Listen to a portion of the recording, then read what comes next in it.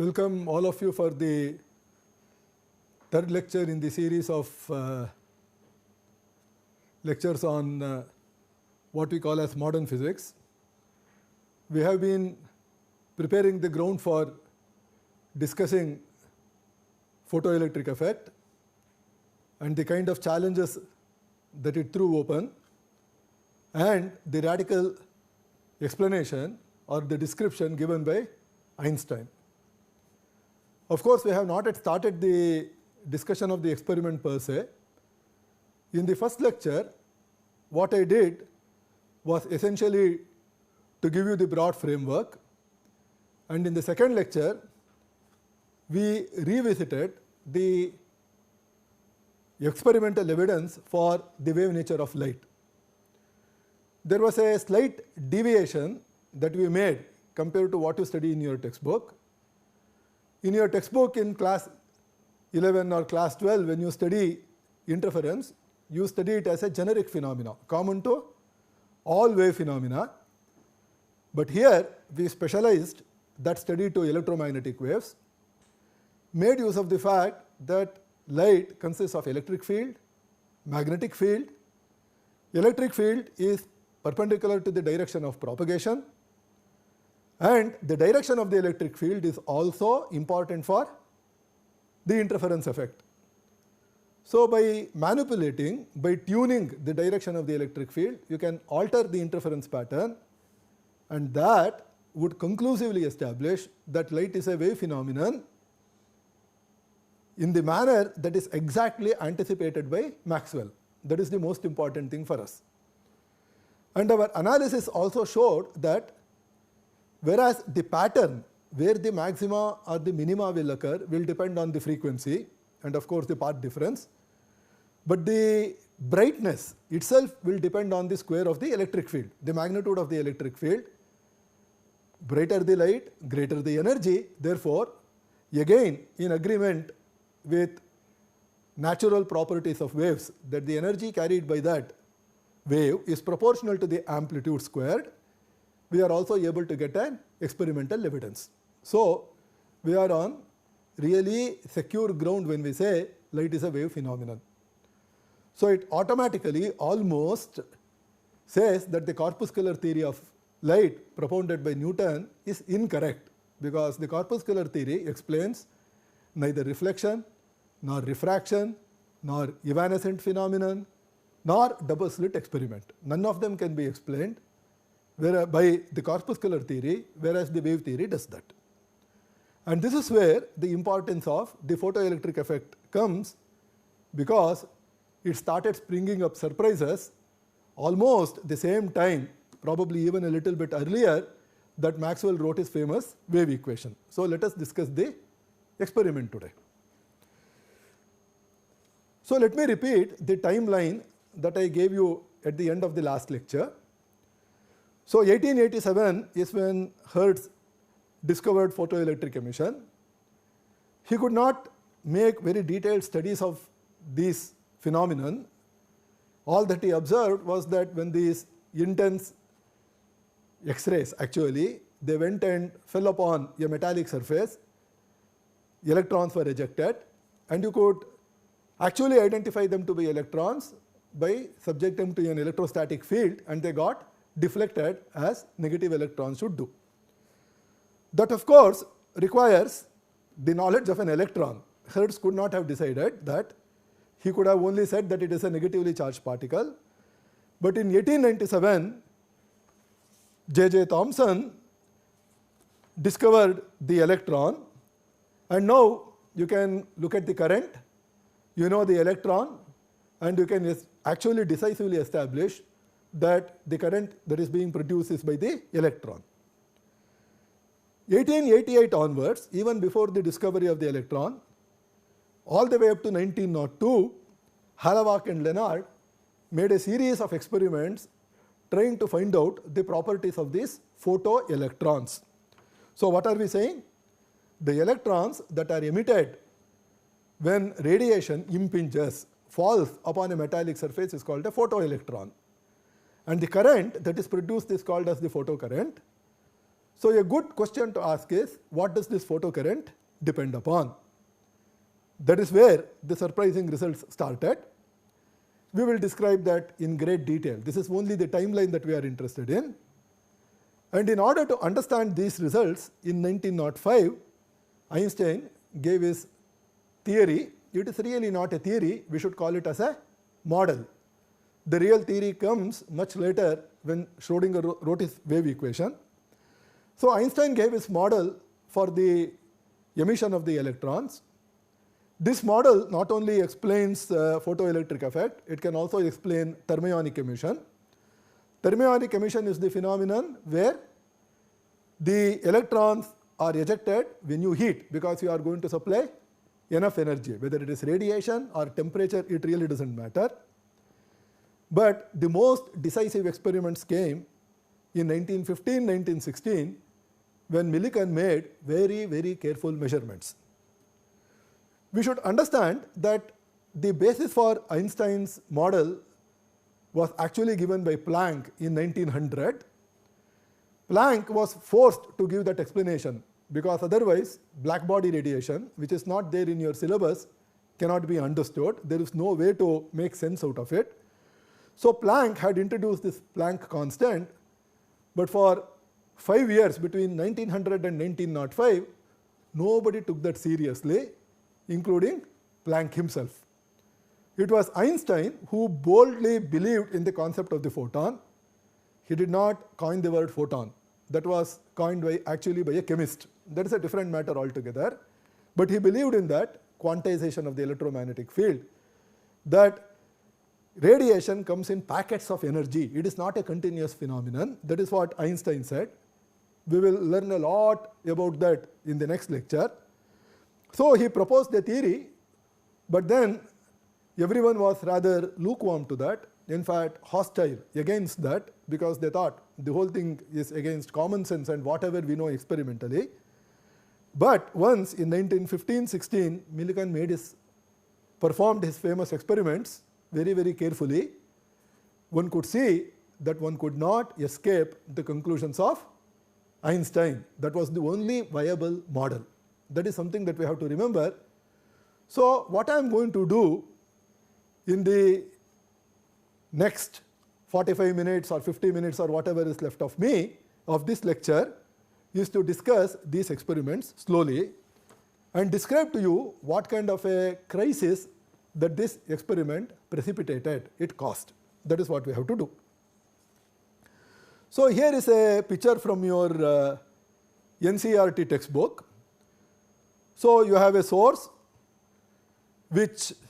powerful source, which hits on a surface which will produce X-rays or wavelengths of very, very large frequency.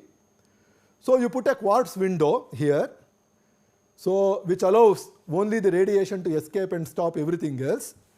And that comes and hits the photosensitive plate, which is a metal, and it produces the electrons. So this is the cathode, and it is connected by the anode. Now, you want to gather all the electrons that are emitted by this metallic surface. So what you do is you put a voltage. So that will allow you to measure the current. So greater the voltage, then more and more of them will be gathered, because you are going to accelerate them. Or you can do even something better. You could apply an opposing voltage, which will, if the electrons are coming in this particular direction, you can apply a voltage in the opposite direction that will produce an electric field between cathode and anode. The electrons will experience a force from anode to cathode. Is that right? Because the electrons are negatively charged. And you ask, what is the voltage at which not a single electron reaches the anode? And that is what is called as the stopping potential. So photoelectric effect has a very important concept or quantity.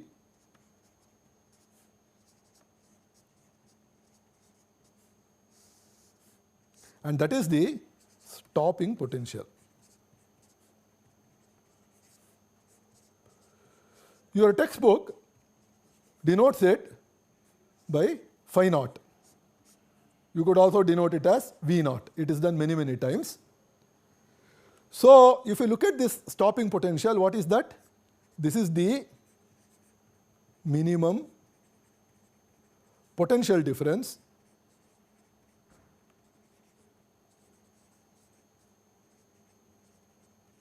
required to stop the electrons from reaching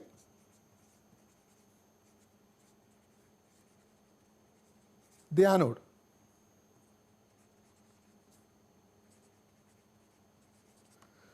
If the potential difference is less than the stopping potential, some of the electrons will manage to sneak in. If the potential difference is greater than that, then they will be repelled and they start going back. So, stopping potential is the suspension potential.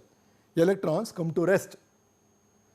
So, this is the potential required to stop the electrons.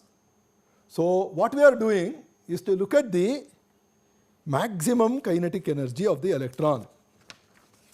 So, you have your cathode, you have your anode, light is hitting it, electrons are coming. So, let us say this electron has an energy K1, kinetic energy, this electron has a kinetic energy K2, so on and so forth. So, there will be one electron with the maximum kinetic energy K max. So, what should be the stopping potential?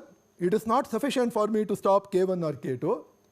I should stop the electron with maximum kinetic energy K max. That is what I should do. Therefore, my charge of the electron into phi naught must be equal to maximum kinetic energy of the electron. We are employing the notation which is given in your that are emitted.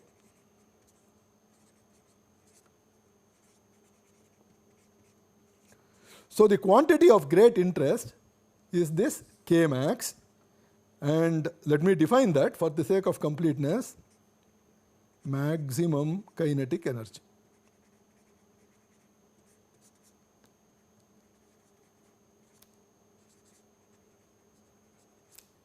So, that is what we have. So, this is the experiment. So, on how to manipulate the potential difference is shown through the commutator and the voltage and the potentiometer. So, you people have done enough number of experiments in your laboratory, hopefully.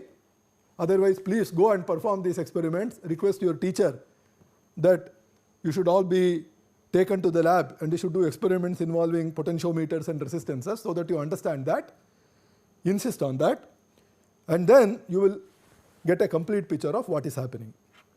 You of course need an evacuated glass tube because you don't want any dust which will stop, you don't want any resistance for the motion of the electrons, and there could also be stray ions which can actually corrupt your data.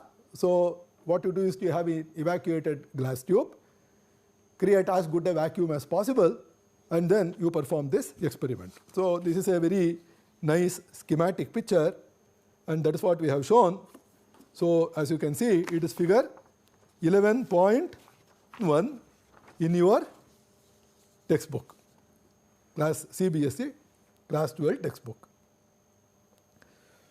So, now if we want to appreciate what is happening in this experiment, one very important ingredient in analyzing any experiment is to know what are the relevant parameters and what are the irrelevant parameters. So, you want to study a phenomenon, and I should be able to find out which of them are important for what I am studying, which of them are not important for what I am studying, because in an experiment there will be all kinds of things that are going on, and not all of them are equally important, and some of them are actually completely unimportant.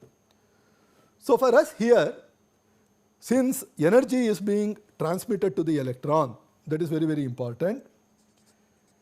Energy is being transferred to the electron. Intensity is important because my expression for the energy carried by radiation, the energy density is nothing but epsilon naught E squared is the energy density.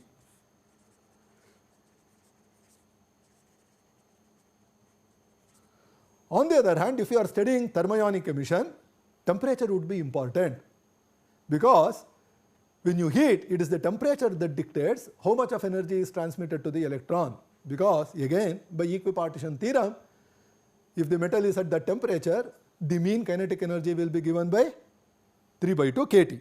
So in the case of thermionic emission,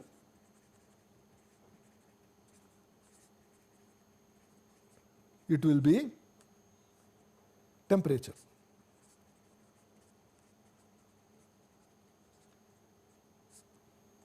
That is what we have. The experiments were performed with different wavelengths. Why do I perform experiments with different wavelengths? In the case of the double slit experiment, wavelengths are important because that is what dictates where the maxima and minima are. In the case of photoelectric effect, we perform an experiment with different wavelengths because we want to show wavelength is an irrelevant parameter. That is very, very important. Wavelength is not an important parameter. Okay.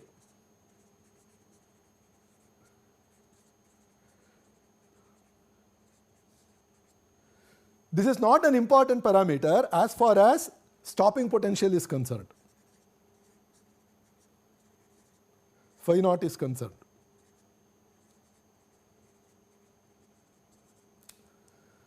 But is it not important at all? The answer is no, because the way you understand the ionization of the electron is that, imagine my electron is tied to the lattice through some simple harmonic interaction, so it is like a spring. Now when the electromagnetic wave comes and falls upon the metal, my electromagnetic wave is an oscillatory electric field. So let me write that. So what you have is an oscillatory electric field.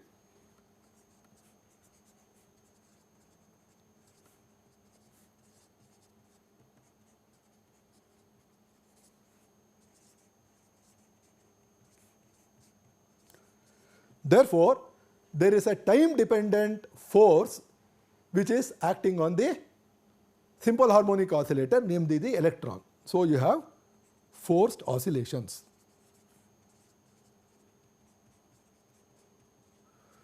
In your mechanics course, I am not going to get into that. You have learned that under the forced oscillation, if there is a resonance condition, if the applied frequency matches the natural frequency, the amplitude starts increasing. So what is happening? Imagine my electron is trapped in a potential like this. Actually, it is going to fall off because it is going to get ionized. For very, very small displacement, it will be simple harmonic motion. But as the displacement becomes larger and larger, it will not be simple harmonic anymore. And as soon as the amplitude hits this particular point, then the electron will get liberated, and you can easily compute the time required for the electron to get ionized. In other words, the energy supplied is one particular aspect which is coming from the amplitude of the radiation, but the time taken in terms of the language of the forced oscillations, their frequency would be an important thing. So it is very well that the early experimentalists actually made use of that. So this is another very, very important parameter for us. Now the third quantity which you can see that I have listed here is the material that is used. So we speak of metallic surfaces. Metallic surfaces have what are called free electrons. They are rather loosely bound compared to the dielectric media. That is why we have dielectrics. It is not easy to move the electron. That is there the response is so weak.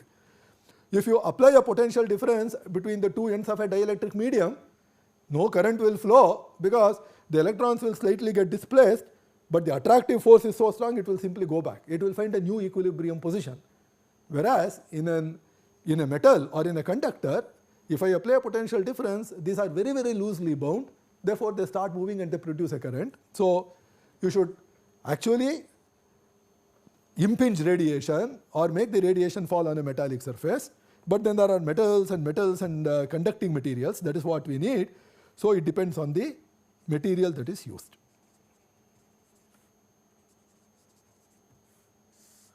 You people might have heard of something called Hall effect, for instance.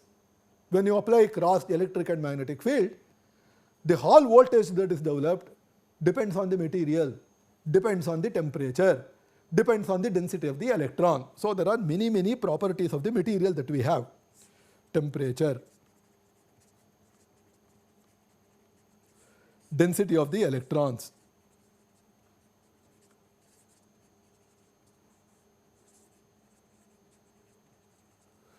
etc., etc.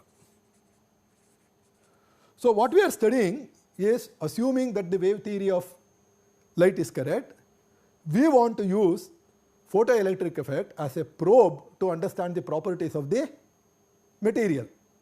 And this is a superior probe compared to what you study in the case of dielectric media or conductors, because you are really not probing deep into the material. You are only asking, what is the conductivity, what is the permittivity, what is the polarizability. But here you are actually able to get the electron out of the surface. So this is a better probe. So we can imagine that all these gentlemen, Hertz, Halovac, Lenard and later Millikan, were actually trying to use this as a probe, and that is what even now solid state physics people or the condensed matter people do. So these are the relevant parameters that are involved, and we want to find out what the photocurrent and what the stopping potential depend on. How does it depend on the intensity of radiation? How does it depend on the wavelength of the radiation? And how does it depend on the material that is used? Before getting into the detail, it is actually good to give you a preview of whatever we are going to do. So for this reason, I call this sneak peek. You know what a sneak peek is. If there is a movie, the producer of the movie puts a trailer on the net, on the YouTube. So you watch that and you get a flavor of what is happening. That is a sneak peek. So we will give you a sneak peek and we will tell you what the results are, and then we will go on to study them in detail. So basically what the experimentalists found was that you take the maximum energy, as you can see here, of the electron, you add the potential phi naught. Now I have made a mistake here, obviously, because they do not dimensionally match, and that is unfortunately because we are many times used to putting the charge of the electron equal to 1.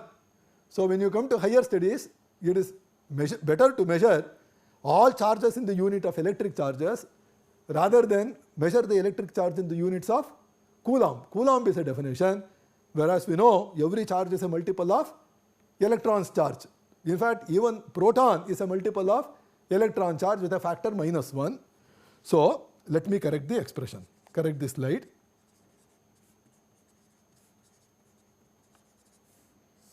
So what I am going to do is to look at K max plus EV naught. So this is my famous electron volt, the energy required to acquired by the electron when it is taken over a potential difference of whatever V naught is. So V naught is equal to phi naught, never mind about that, and then I am going to divide it by the frequency. So this is my frequency, and this is a constant. So C is a constant. This is the great experimental result. What is it a constant? In what sense is it a constant? That is something that we are going to elaborate upon in great detail. But since I am showing you some kind of a trailer or a sneak peek, C is independent of the material, C is independent of the frequency, C is independent of the amplitude, therefore it is independent of the intensity. But this is all what we have. Therefore, and that means C is a universal constant.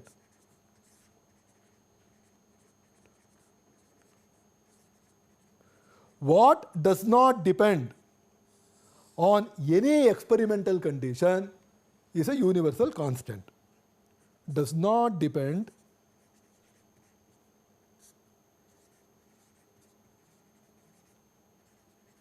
any experimental condition except one.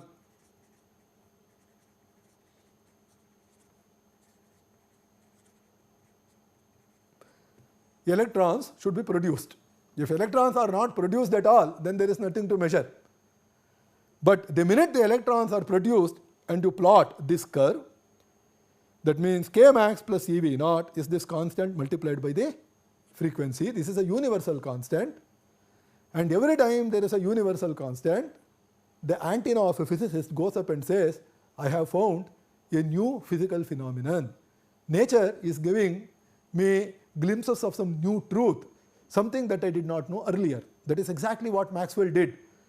When he found that 1 over root epsilon naught mu naught, epsilon naught is a number, mu naught is a number, it matched with the speed of light. That means immediately there was a flash of brilliance. He said, array, optics cannot be different from electromagnetic phenomena. That means there must be a new fundamental physics that is emerging. So in that case, we should quickly do a dimensional analysis, because new physics comes not when there is a dimensionless number, but always when there is a dimensionful number. Relativity came when there was a new dimensionful number. What was that? The speed of light.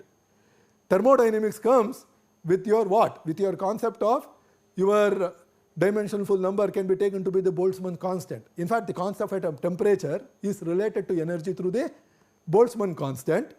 So in a similar manner here, you have a dimensionful number.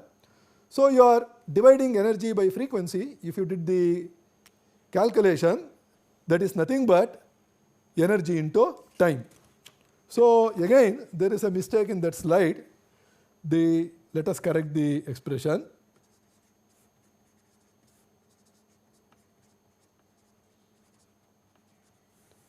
In this slide, the dimension is m L squared t minus 1, which is energy into time. So this PDF file is not easily editable. It is going to interrupt our whole discussion. Since we don't want to lose continuity, please remember this is missing in this slide.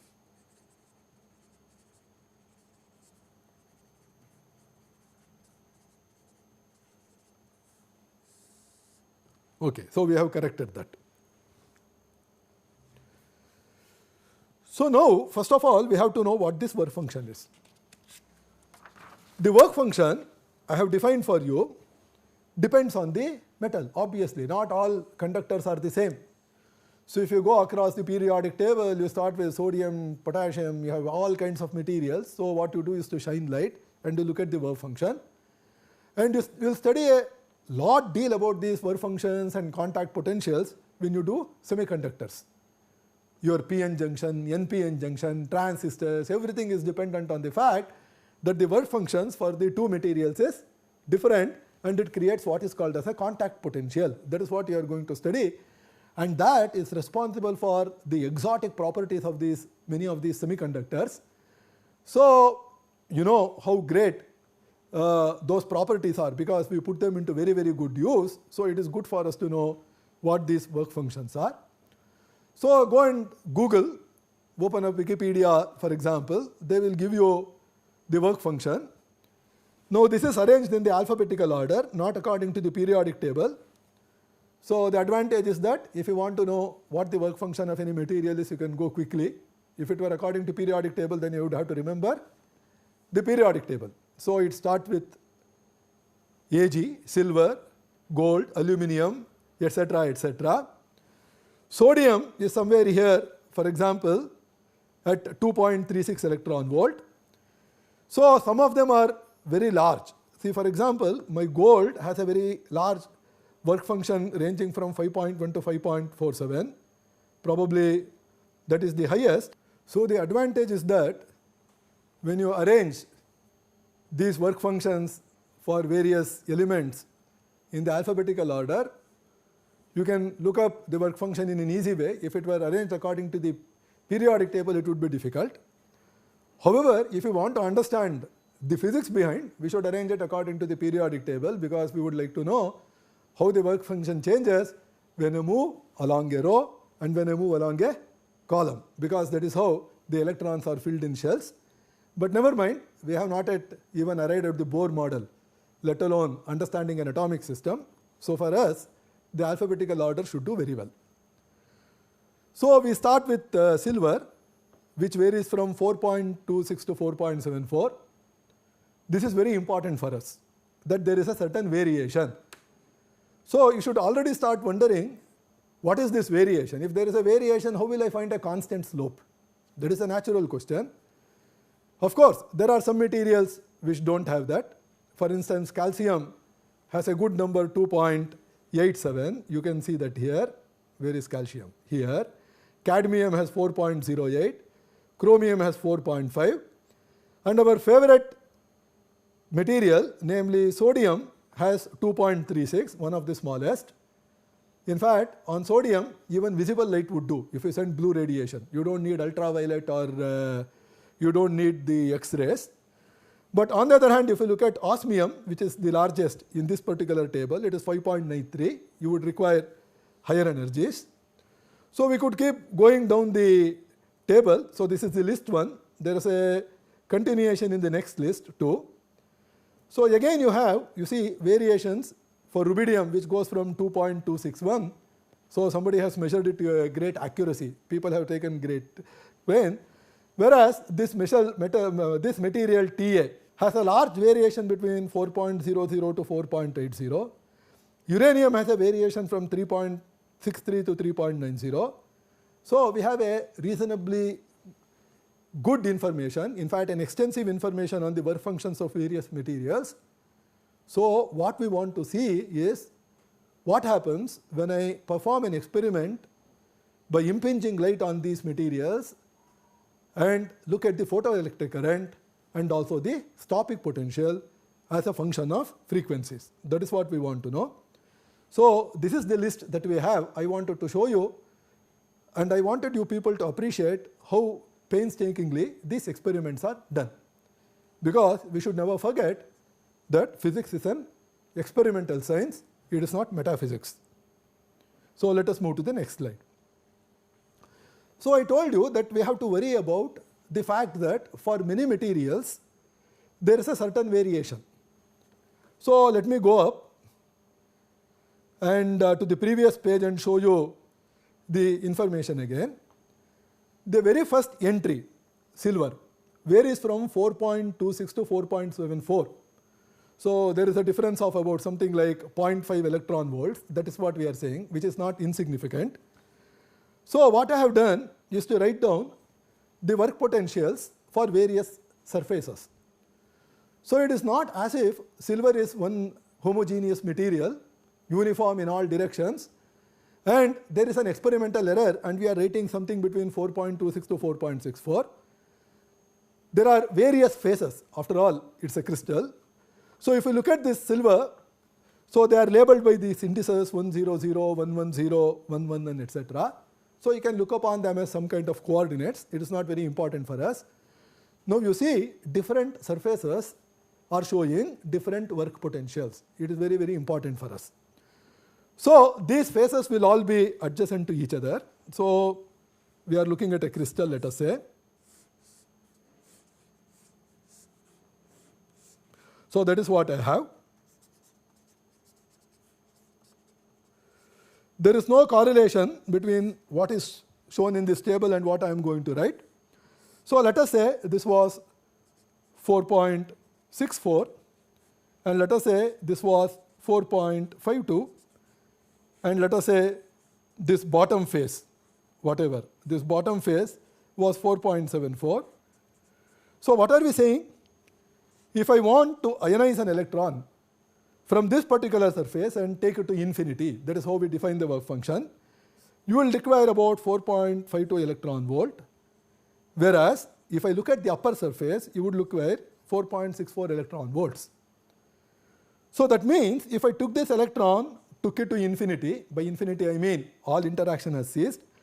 So I take it here and I bring out here, then you see it has not come back to its original energy, although it is the same material, because there is a mismatch of 4.64 minus 4.52. That is what it is. It is about 0.12 electron volts. That means at this point, at this contact, there is a potential difference. Now every time there is a potential difference, there is an electric field, and Mr. Coulomb will tell us, or Gauss's law will tell us, divergence equal to 4 pi rho, there must be an accumulation of charge at that particular point. How is it produced? Now, if you take a crystal and put it in great ultra vacuum or some such thing in a very pure atmosphere, maybe that thing will be there. We cannot imagine that the early experimentalists created such a thing. So every time there is such an electric field, there is a lot of dust that always gets attracted to this. So the dust will settle on these surfaces, especially at these corners. Therefore, your experiment will actually get compromised if you do not pay attention to this.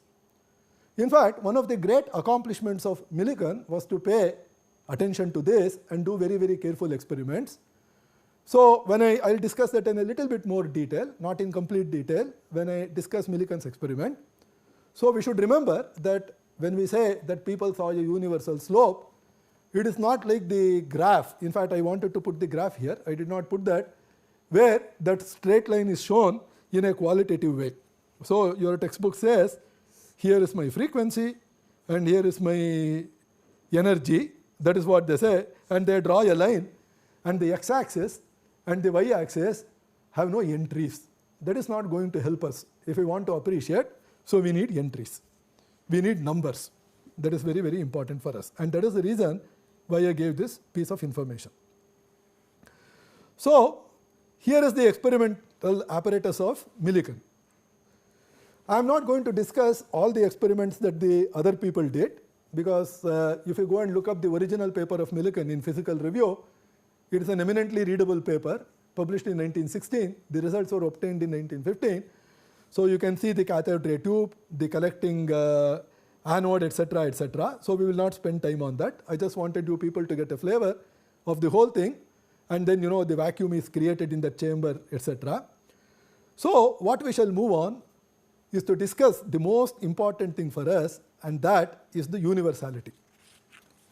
So as I told you in one of the lectures, in my slide, if there is a word called ACK, that means acknowledgement.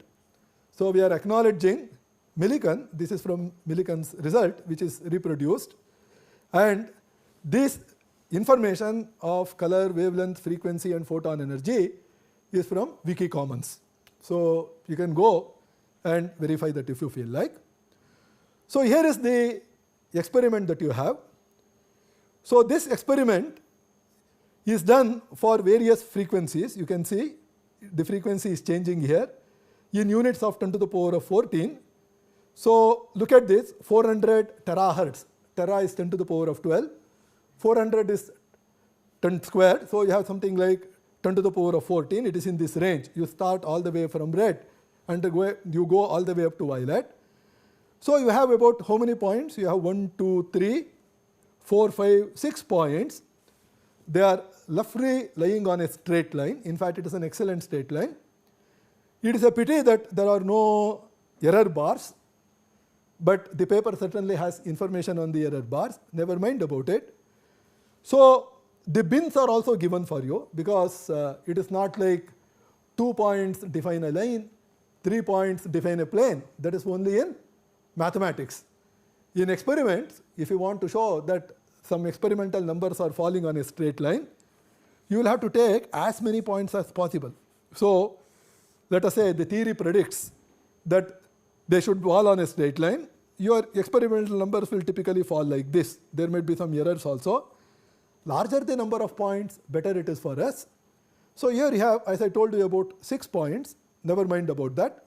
The bin is also very, very important. If they are very, very widely separated, then that experiment has no significance.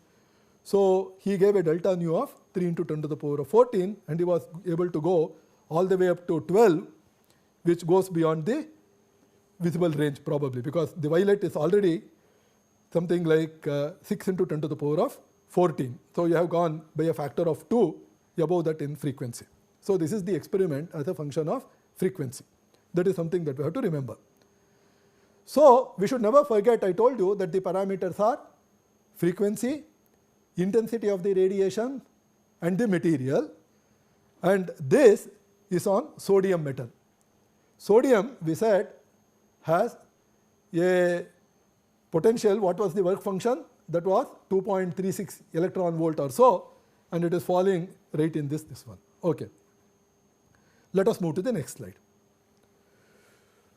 What Millikan did was to actually explicitly measure, verify that it is independent of the frequency. So you can also keep the frequency and change the other parameters, and he measured the slope. So these numbers on the left hand side are given in the angstrom units, 10 to the power of minus 8 centimeters. So you can convert them into the nanometer range if you feel like. So that will make it 312.6 nanometers, so on and so forth. And he determined the slope, and look at the remarkable agreement here in terms of 10 to the power of minus 15 volt frequencies. If you multiply it by the electron, this one, then it will be very close to what we call as the Planck constant, 4.11, 4.14, 4.10, so on and so forth, 3.98, 4.04, and the mean turns out to be 4.13 in 10 to the power of minus 15 volt frequencies. Considering the experimental conditions of those days, it is quite remarkable. It is there in the 1916 paper. You could of course do a slightly better analysis than what I have shown in this particular picture. You can even compute the standard deviation, take the mean, subtract each of these numbers from the mean, square them, add them all up, divide by the total number and take the square root. That is the definition of the standard deviation. You will find that it is a pretty small number. So this is the next evidence for the universality. So let me give you the results. Then I will show you some more results. These are directly lifted from Millikan's paper, and these sentences are so well written. I was taking up some books. We have essentially lifted those sentences, and nobody will accuse us of plagiarism because they are written very, very well. Your 12th standard textbook is actually also no different. So Millikan says that there exists, we conclude, that is the sentence above, that there exists for each exciting frequency nu, above a certain critical value, a definitely determinable maximum velocity of emission of corpuscles. So he uses the word corpuscles, he does not use the word electron. He concludes that there is a linear relation between the voltage and the frequency. Then he says that the slope dV by d nu, or the slope of VV line, is numerically equal to h by E. Remember, Planck introduced the Planck's constant in 1900 for black body radiation.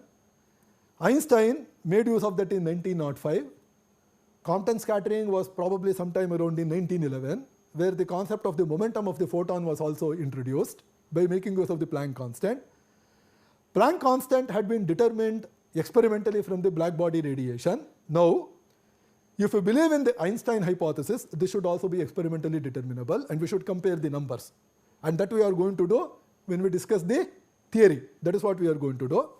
So this is in anticipation of whatever we are going to discuss. So P equal to h nu naught, that the intercept of the VV line is the lowest frequency at which the metal in question can be photoelectrically active, and that the contact EMF between any two conductors is given by this equation. I told you a lot about the contact potential, so this is also something that he did. If you read his experimental paper carefully, which does not require a knowledge much more than what you have studied in your 12th standard, you may require a little bit more.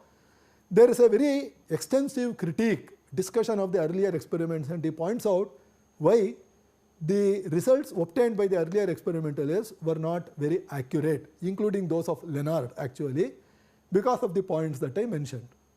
There was deposition on the surfaces because of the contact potential. It was difficult to clean them. There was not enough vacuum, so on and so forth. But Millikan, over a period of 10 years, dedicated his life to the cause of investigating photoelectric effect. And please remember, Millikan did not believe in the Einstein explanation. Therefore, being an adversary, he had a great motivation to do the experiments carefully. It is always the believer who will be a little bit sloppy, but the non-believer will look at everything with a fine comb, with a powerful lens. So we should be grateful to Millikan for that. So here is a result which is on zinc, which was performed in 2013.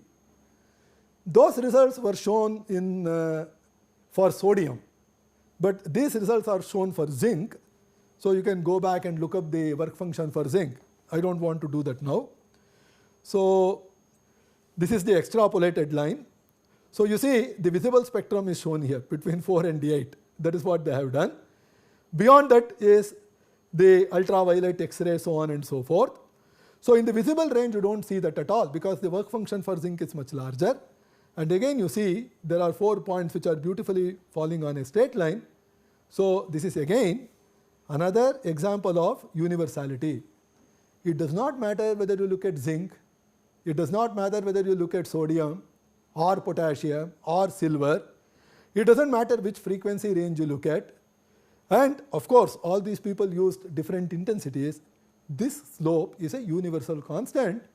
And I should repeat, every time you find a universal constant, a physicist will say, I have discovered new physics.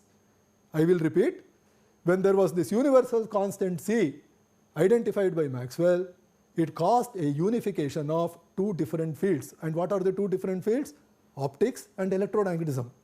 Until that time, people believed there were 2 different branches of physics. They got merged into one, electromagnetic theory and optics as a branch. So some such similar thing, some great revolution should take place here also. So we have a glimpse of what is happening. So what are the important points that we have to notice at this particular point? The important points that you can notice, so I can go back to my previous slide and show you, there is a minimum frequency. So the minimum frequency here is located at, let us say, 10.4. Okay, that is shown here. So that is your work function, right? That is the potential, the energy required to liberate an electron. And if I probably went back to the earlier slide, here it is something like close to 5 electron volts. So there is a minimum frequency.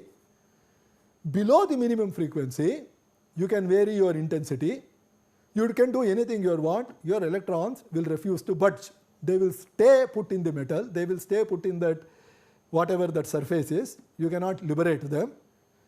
But we have been asserting that energy depends on the amplitude, on the intensity, but the electrons refuse to buy that argument. That is what we have to notice. What is the next thing that we have to remember? Once I cross the barrier, once I am able to overcome that frequency barrier, I go beyond that minimum frequency. Now they merely depend on the intensity. It will be proportional to the intensity. They start agreeing with Maxwell, who says the energy with which the electron is liberated depends on the intensity. So there is a kind of a double game that is being played by the electron. Electron does not acknowledge that the energy is proportional to intensity below a certain frequency. It is as if suddenly Maxwell's equations failed. Is that okay? As if. Not really. And the minute you cross the frequency, everything becomes fine. It becomes proportional to the intensity. So for some reason, I have written that again, probably because I thought it is a very, very important point. No emission below the minimum frequency. And what kind of a behavior is there between the frequency and the stopping potential? It is a straight line.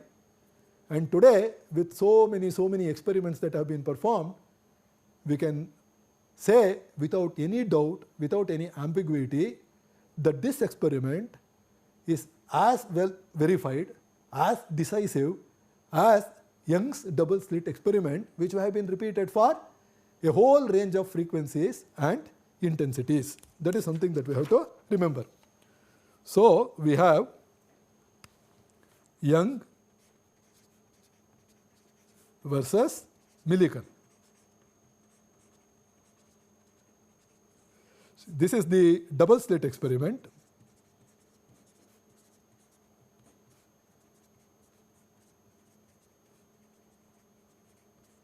And this is the photoelectric.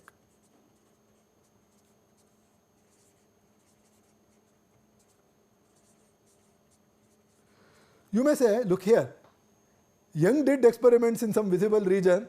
If you forget about sodium, for all that you need higher frequencies. So is it possible that this wave description is valid only in the small window? For example, in the electromagnetic spectrum, the answer is no. because I told you the great experiments of Hertz and J.C. Bose showed that you find diffraction, interference, everything even in the infrared region, okay, where it in the microwave region.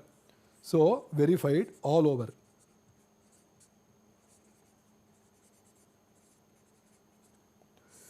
You must have heard of X-ray diffraction, where it shows wave-like property when you go higher up.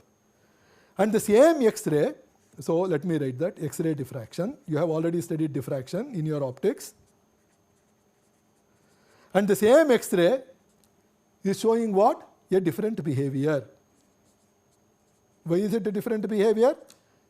Because it is saying that depending on the work function, either the electron will be emitted or it will not be emitted. That is what we are saying. So this is what nowadays in modern world people call it as a conundrum. When we were students, we used to call it a paradox or an apparent contradiction. So what is happening with Millikan experiment and how are we going to reconcile with the wave theory? One of the distinct features of physics ever since Galileo did his experiments, both real experiments and thought experiments, is that physics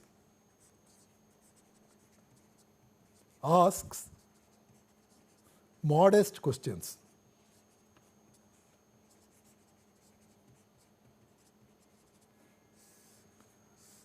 So if you go back and read the earlier quote unquote scientists or philosophers, they were all interested in deep questions, ultimate questions. What is the origin of the universe? What is the nature of life? What is happening? What is the ultimate reality? Is the world real or unreal? Is the mind made of matter or is matter a projection of mind? These are the great debates that raged all over the world. But the great contribution of Galileo, Newton, etc. is that they said that we will not ask all those questions, we will ask simple questions. We ask questions, what is light made of when I do an experiment? Aristotle said that lighter objects go up and heavier objects come down. Obviously he was looking at leaves which were floating in air or scraps of paper which were floating in air and stone which was falling. It was not made in some kind of vacuum. It is not that Aristotle did not observe phenomena, but that is what he observed. But a very careful experiment was actually done by Galileo. What did he do? He went up the Leaning Tower of Pisa.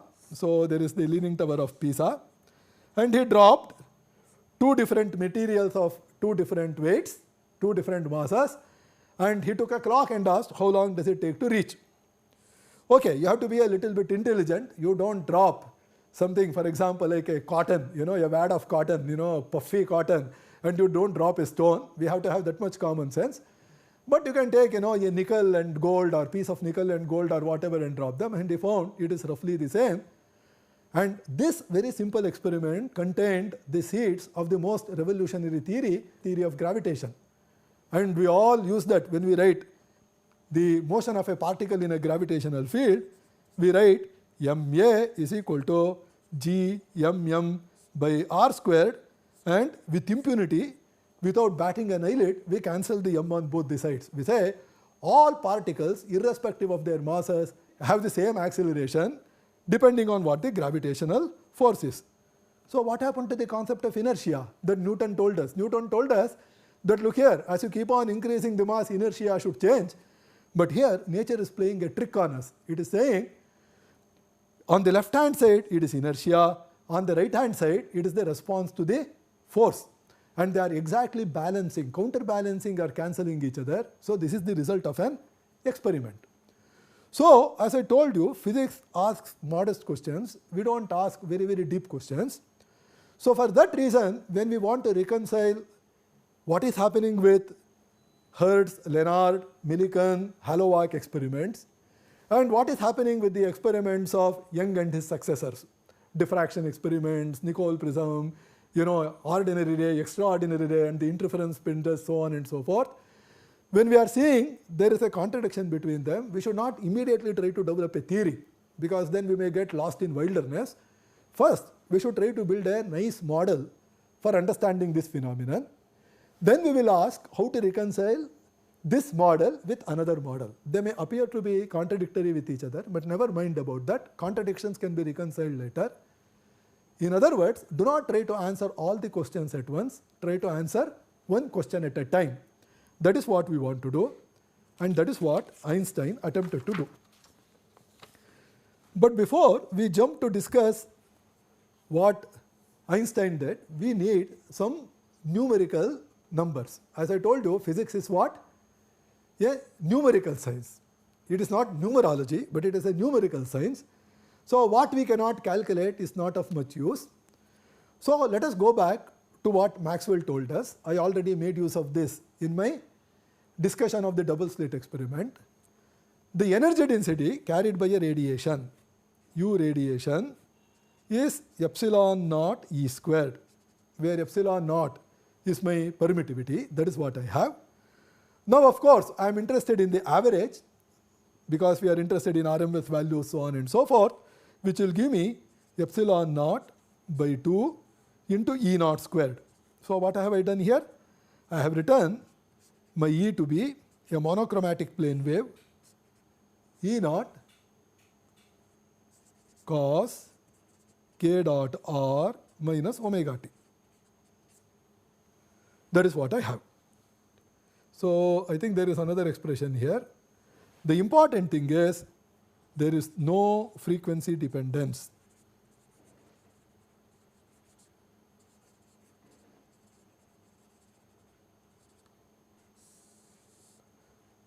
But from the principle of conservation of energy, which is a very, very sacred principle, nobody would dare violate that.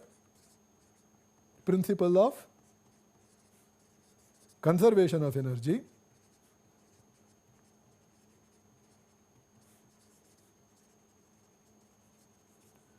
Minimum energy required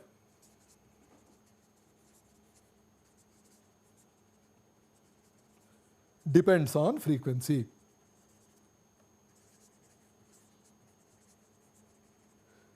Minimum energy required what? For photo emission of electrons. Photo is light. And this is we want to reconcile. This is what we have to understand. So what I will do is, since I am running out of time, and it is also logically the correct thing to do, I will discuss what kind of a contradiction we get. I will show you that the order of magnitude difference between the prediction of Maxwell theory with experimental observation is 10 to the power of 19. We are off by 10 to the power of 19, I am not very sure. It could be 10 to the power of 16. A factor of 10 to the power of 15 to 16. Please ignore 10 to the power of 19. So that means it is not a small correction to the classical theory. It is going to be a very, very drastic thing, and we will take up in the next lecture. Please go back, read your textbook carefully again, discuss with your teachers, and if you have a net and if you have an opportunity, if there is a college nearby, try to read Millikan's paper. We will all be much wiser and richer. Thank you.